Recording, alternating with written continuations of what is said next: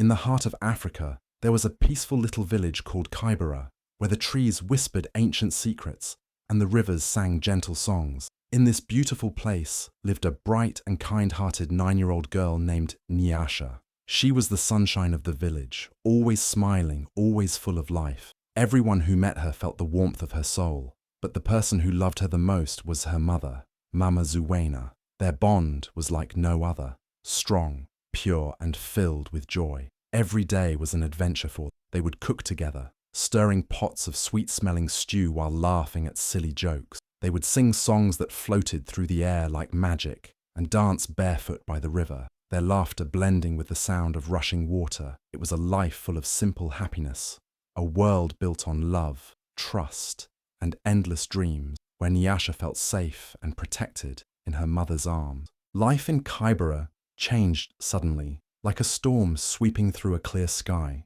One day, Mama Zuena, who was full of life and laughter, fell mysteriously sick. It started with small things, like tiredness and coughing, but soon grew worse, and no healer in the village could save her. People whispered that maybe it was a curse or a trick of evil spirits, but no one knew for sure. Nyasha stayed by her mother's side day and night, holding her hand tightly, praying to the ancestors, begging for her mama to wake up and smile again. But all her prayers fell into a deep, sad silence. Mama Zuena's light slowly faded, and one cold morning, she took her last breath. The whole village mourned her. Women cried openly in the streets, and men bowed their heads low. Nyasha felt her whole world crumble into pieces she could not gather. She was alone, broken, like a bird with no wings. Her father, once strong and full of songs, became a shadow of himself. He wandered through the days, his eyes empty, his voice lost. Nyasha tried to hold on to him, but he was slipping further and further away. And then, just a few months after the grave was closed over Mama Zuena, he made a decision that changed everything. He married again. Her name was Deka. She was not from Kibera, but from another distant village. And though her face was beautiful like carved stone, there was something in her eyes that made the old women whisper and the children hide behind their mothers' skirts. Still, Nyasha's father, blinded by loneliness and sorrow, could not see the warnings. At first, Deka was everything a grieving family could ask for. She spoke sweetly, smiling at Nyasha with perfect white teeth. She braided Nyasha's hair, sang lullabies in a voice like dripping honey, and brought her small gifts. Bracelets made of colorful beads, sweets wrapped in banana leaves.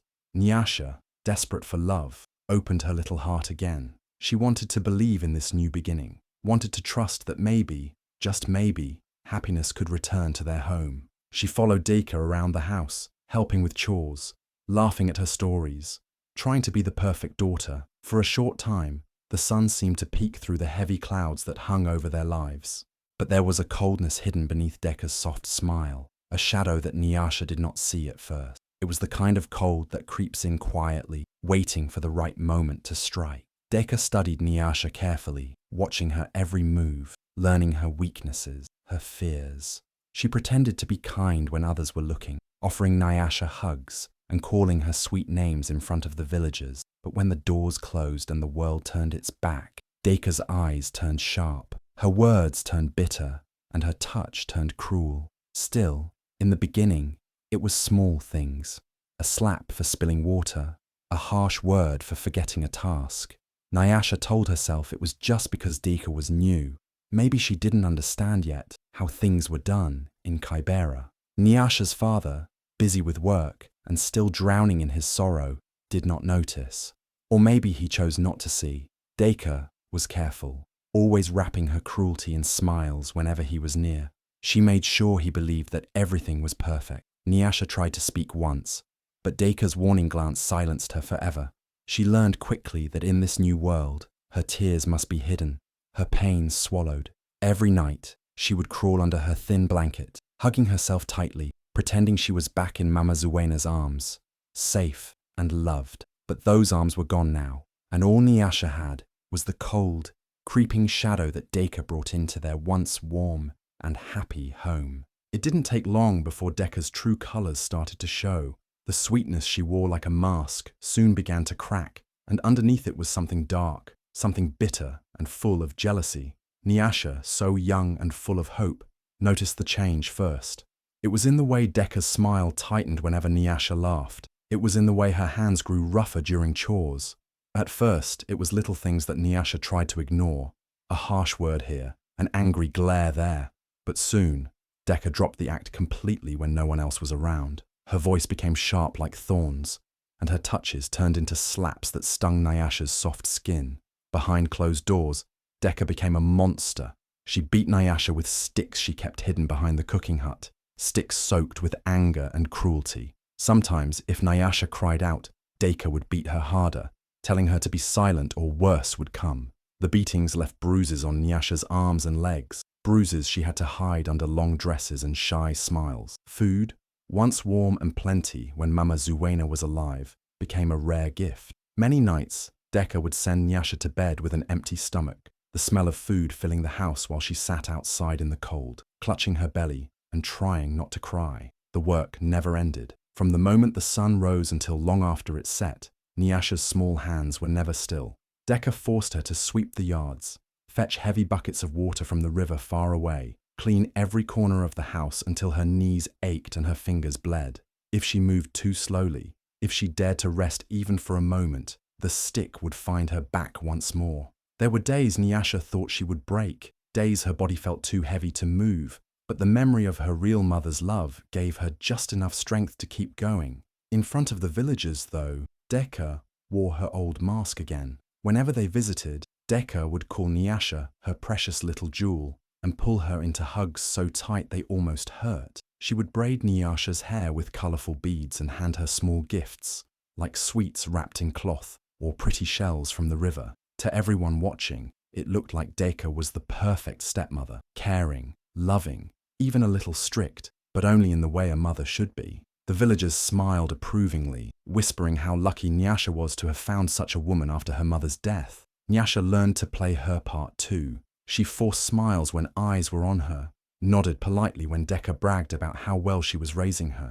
Inside, though, her heart ached. She wanted to scream the truth, to show the bruises hidden beneath her sleeves, but fear sealed her lips.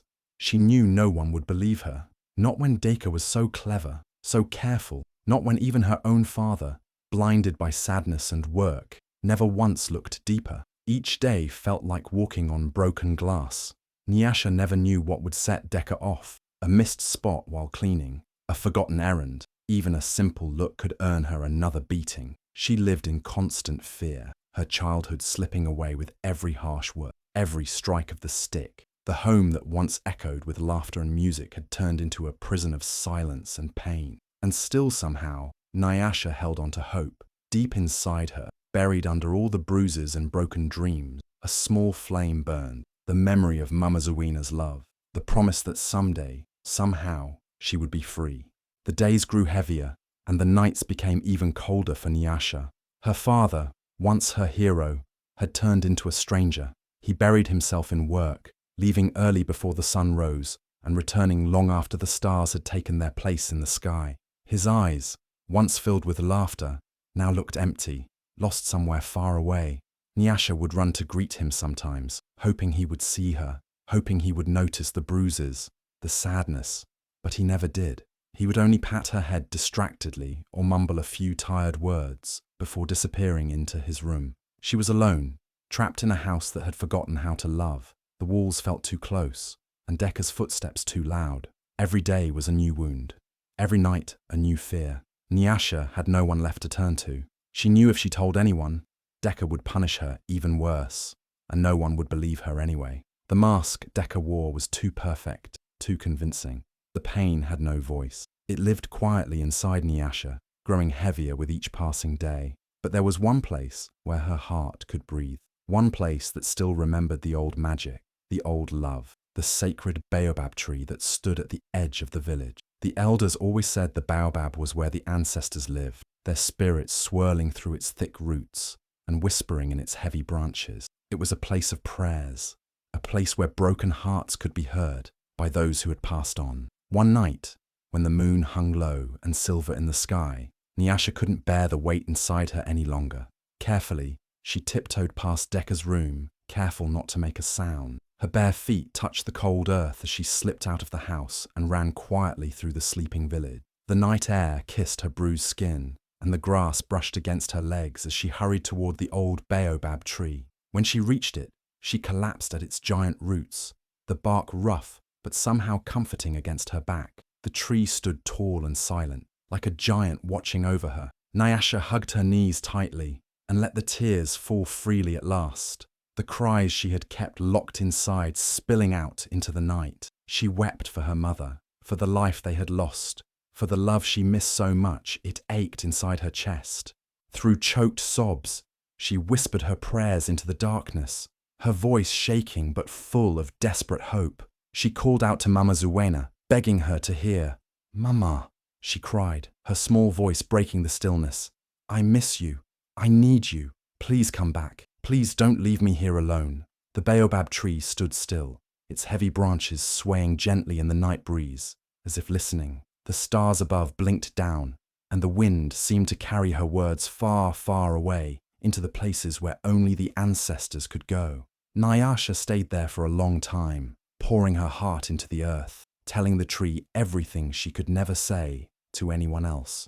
Eventually, her tears dried on her cheeks, and exhaustion pulled at her tiny body. She curled up at the base of the Baobab, feeling safer there under its ancient arms than she ever did at home. Before her eyes closed, she made one last wish, whispered so softly only the stars and the tree could hear. "Please, Mama, find me." That night, as Nyasha drifted into a restless sleep under the Baobab tree, something in the air shifted. A breeze stirred that did not come from the earth. A whisper moved through the leaves that spoke a language older than time. The ancestors had heard her. And somewhere beyond the world, Nyasha knew something powerful was beginning to wake. The nights after Nyasha's prayers at the Baobab tree felt different. The winds whispered more clearly, the stars seemed to blink more brightly, and deep inside her heart, something stirred. Still, the pain at home didn't stop. Decca's cruelty continued, and Nyasha's small body grew weaker under the heavy work and beating. But a tiny flame had started to burn inside her, a flame fed by the hope that somehow someone had heard her cries. Then, one night, something extraordinary happened. The moon that rose over Kybera was not its usual soft silver. It was blood red, hanging low and heavy in the sky like a warning or a promise. The whole village fell silent under its strange light. Even the animals hid in their shelters, and the old people muttered prayers under their breath. Nyasha felt the pull of that red moon deep in her bones. That night, more than any night before, she needed to be close to the Baobab tree. So once again, when Decca's house was swallowed in darkness, she crept outside and ran barefoot through the sleeping village to her sacred place. She curled up under the baobab, her eyes lifted to the red sky, and before long, she drifted into a deep, heavy sleep. But this sleep was different. It wasn't filled with nightmares of Decca's angry face or memories of Mama Zuena's soft hand. It was thick, powerful, and bright, pulling Nyasha into another world. In her dream, she stood in a wide, open field where golden grass swayed without wind. The sky above her was not red, but filled with a warm, glowing light. And there, walking toward her, was Mama Zuena. She was wrapped in golden robes that shimmered like the sun, her face still and beautiful, but her eyes held a deep sadness. Nyasha's heart leapt, and tears sprang to her eyes as she ran toward her mother, arms open wide. Mama Zuena knelt down and gathered her into a warm, safe hug, the kind Nyasha had missed so deeply. She smelled of wildflowers and the river, of everything Nyasha had lost. Mama Zuena pulled back slightly, cupping Nyasha's face in her hands. Her voice was soft but strong as she spoke. "Be strong, child. The ancestors have heard you. I have heard you. I will return." Nyasha clung to every word, letting them soak into her broken heart. She didn't want to let go. She wanted to stay there forever, wrapped in her mother's arms, away from all the pain and loneliness. But Mama Zuena smiled sadly and shook her head. She wiped away Nyasha's tears with a touch as light as feathers. "It is not yet time," she whispered, "but soon, my precious one, soon." Before Nyasha could speak again, the dream began to slip away, like sand running through her fingers. Mama Zuena faded into the golden light, and the glowing field blurred into darkness.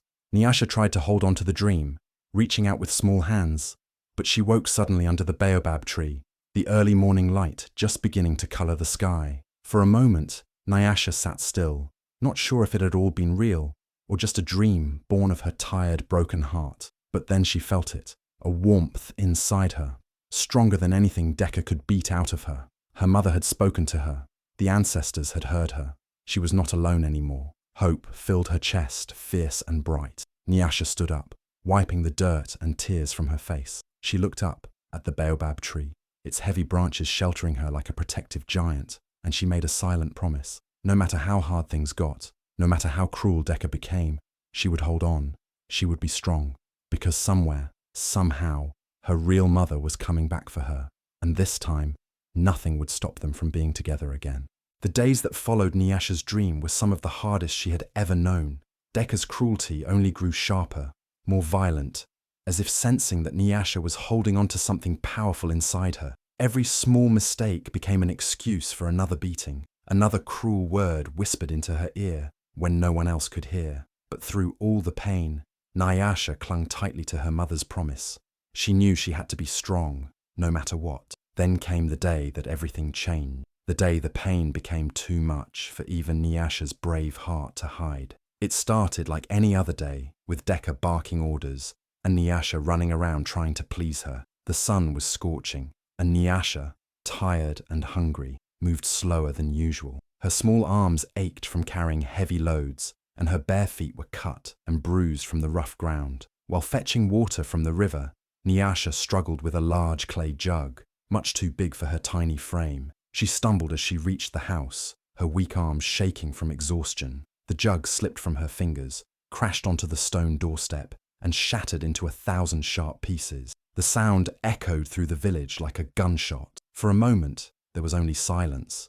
Then, Decca's furious voice split the air. She stormed out of the house, her face twisted with rage, her hands clenched into fists.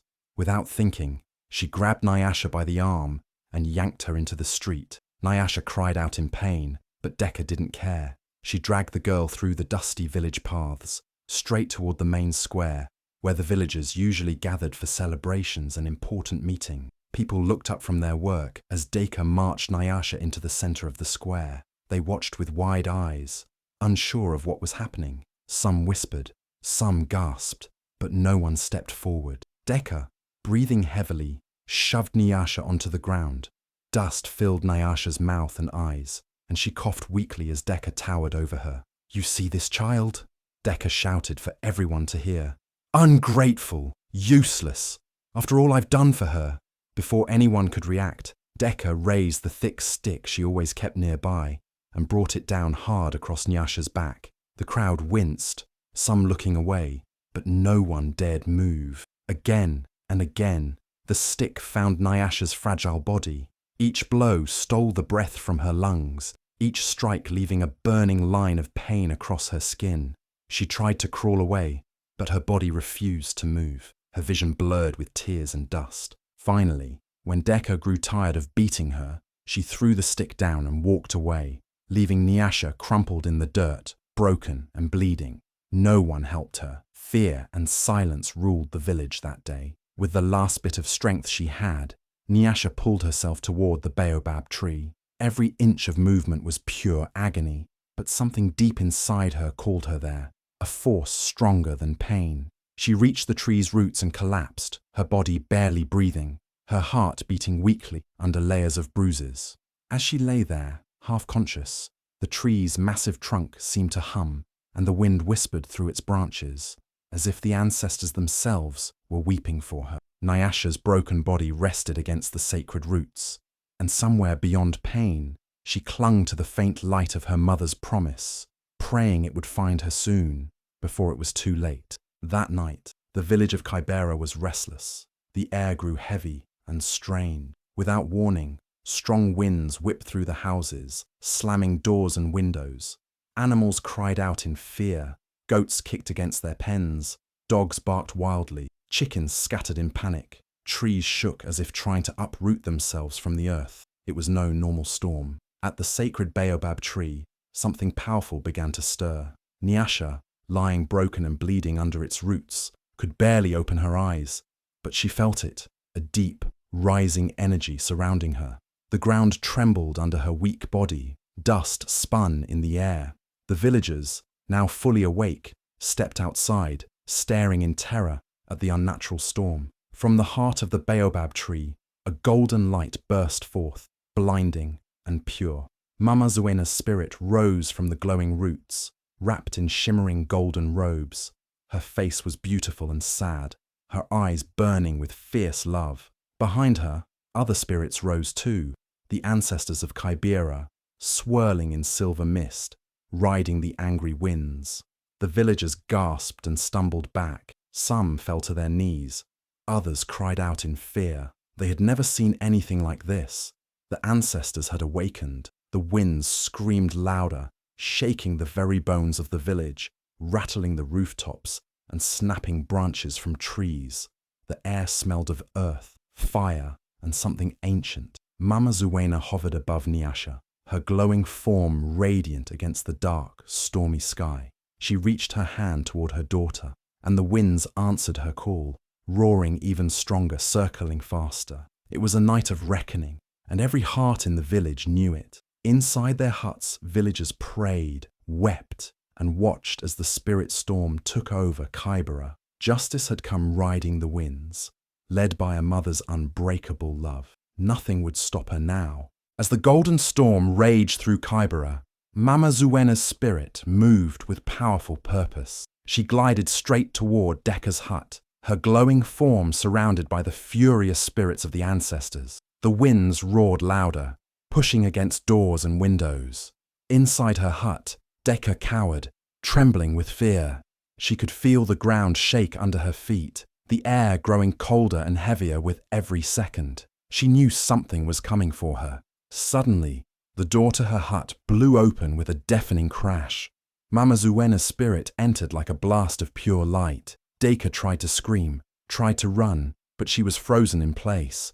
The golden light wrapped around her, lifting her into the air like a leaf caught in a storm. She kicked and screamed, but there was no escape. Before the whole village, who had gathered in terror outside, Decca was held high above the ground. Her beautiful face, the one that had fooled so many, began to change. Slowly, before everyone's eyes, her beauty melted away. Her smooth skin wrinkled and cracked, her hair turned coarse and grey, and her bright eyes dulled into cold, empty pits. She shrieked as her true, ugly self was revealed to everyone she had deceived. The villagers gasped, horrified. They had been blind for so long, tricked by Decca's sweet smiles and fake kindness. Now, the truth could not be hidden. Decca's screams filled the night, but the winds around her howled louder, forcing her to speak. In a broken, choking voice, she began to confess everything. She confessed to beating Nyasha, to starving her, to forcing her to work until her little hands bled. She confessed how she had lied to the villagers, pretending to be a loving stepmother while hurting Nyasha behind closed doors. Every cruel word, every cruel act spilled out of her mouth, dragged from her by the spirit's powerful will. The villagers listened in shock and anger. Some wept for Nyasha, realizing how blind they had been. Some clenched their fists, furious at Decca's cruelty, but no one moved. They stood silently, as the truth filled the air like smoke. When Decca's confession ended, Mama Zuena's spirit floated down, her face grave and calm. The village elders stepped forward, their faces hard with anger and shame. They raised their staffs high into the air, calling upon the ancient laws of the ancestors. By the old traditions, such evil could not be allowed to stay. The elders declared Decca cursed, cursed to wander forever, banished from the village, never to know peace again. They pointed toward the dark forests beyond the hills, a place feared by all, where no soul who entered ever returned. Still held by the supernatural winds, Decca was hurled toward the forest's edge. She landed hard on the ground, scrambling to her feet. But when she looked back at the village, the spirits roared, and a wall of wind rose between her and Kybera, cutting her off forever. Crying and shrieking, Decca disappeared into the dark trees, swallowed by the shadows. The storm slowly began to calm. The wind softened into whispers. The animals quieted. The villagers, stunned and silent, turned their eyes back to the baobab tree where Nyasha still lay. The golden light of Mama Zuena glowed faintly around her, protecting her fragile body. Justice had been served. The village had seen the truth, and Kybera would never forget the night when a mother's love returned with the power of the ancestors to save her child. As the winds died down and the village of Kybera grew quiet, Mama Zuena's spirit floated down to where Nyasha lay under the baobab tree. Her golden light glowed gently, not fierce anymore, but full of warmth and peace. She moved closer to her daughter, kneeling beside her broken body. With a soft, loving hand, Mama Zuena touched Nyasha's bruised face. The moment her fingers brushed Nyasha's skin, the deep purple bruises began to fade. She moved her hands down, touching every wounded part of Nyasha's small body. Cuts closed, swollen skin smoothed out, bones that had been cracked by Decca's cruelty mended as if they had never been broken. Every touch brought healing, and the pain slowly left Nyasha's body. The villagers stood silently, their eyes wide with awe and tears running down their faces. They had never seen anything like this.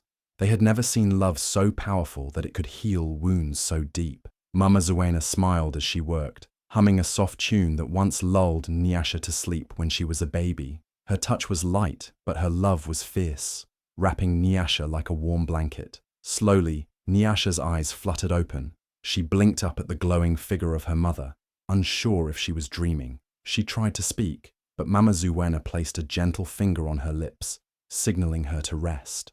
No words were needed. Nyasha understood everything through the deep connection of their hearts. She was safe now. She was loved. From the folds of her glowing robes, Mama Zuena pulled out a small, shining amulet. It was shaped like a sun with a bright red stone in the center that seemed to beat with life. Mama Zuena placed it around Nyasha's neck. As soon as it touched her skin, Nyasha felt a warm, powerful energy flow into her. It filled her with strength, protection, and a peace she hadn't known in a long time. The amulet was a gift, a promise that Nyasha would never be alone again. The ancestors would always watch over her, just like her mother had promised. Mama Zuena leaned down and kissed Nyasha's forehead one last time. Her touch was full of love, of goodbye, but also of hope. Slowly, Mama Zuena began to rise, her golden form lifting toward the sky. The ancestors followed her, their silver mist swirling upward into the stars. Nyasha sat up carefully, feeling stronger than she had in months. She clutched the amulet, its warmth filling her chest. Though her mother's spirit faded into the night sky, Nyasha could still feel her presence all around, in the air, in the tree, in her own heart. The villagers bowed their heads in respect. They had witnessed a miracle. They had seen the true power of a mother's love. Nyasha, once broken and beaten, was now whole, shining with the spirit of her mother and the blessing of the ancestors. Years passed in Kybera, and the memory of that powerful night remained fresh in every villager's heart. Nyasha grew up surrounded by the love and respect of everyone who had once been blind to her pain. She was no longer the broken, frightened child she had once been. Instead, she grew into a strong, wise, and kind young woman, carrying the light her mother had left inside her. The amulet around her neck still shone faintly, a reminder that she was never truly alone. Nyasha chose to dedicate her life to healing others. She became the village's healer, but not just for the sick and wounded. She opened her arms and heart, especially for mistreated and forgotten children. Any child who had been hurt, abandoned, or left voiceless found a home in Nyasha's care. She made sure no one would suffer as she had. Her small home became a sanctuary where laughter replaced cries, where kindness erased fear. The villagers often said that Nyasha had her mother's hands, hands that healed, hands that comforted. They saw Mama Zuena's spirit live on in every act of kindness Nyasha showed. She taught the children of Kybera to be strong, to believe in themselves, and to trust that even in their darkest times, they were never truly alone. She taught them that the ancestors were always listening, just as they had listened to her when she was only a broken little girl praying under the baobab tree. The baobab tree itself became a sacred place for the village. No one ever forgot how it had protected Nyasha, how it had answered her cries for help. Parents brought their children to the tree to tell stories of bravery, of love that conquered even death. It stood tall and proud at the heart of Kybera, a living symbol that every prayer spoken from a true heart would be heard. As Nyasha stood often under its shade, watching the children play and laugh freely, she smiled, knowing her mother's spirit was there too, smiling down with pride. Mama Zuwena's love had not only saved her but had changed an entire village forever, and Nyasha, strong and unbreakable, made sure that legacy would never fade.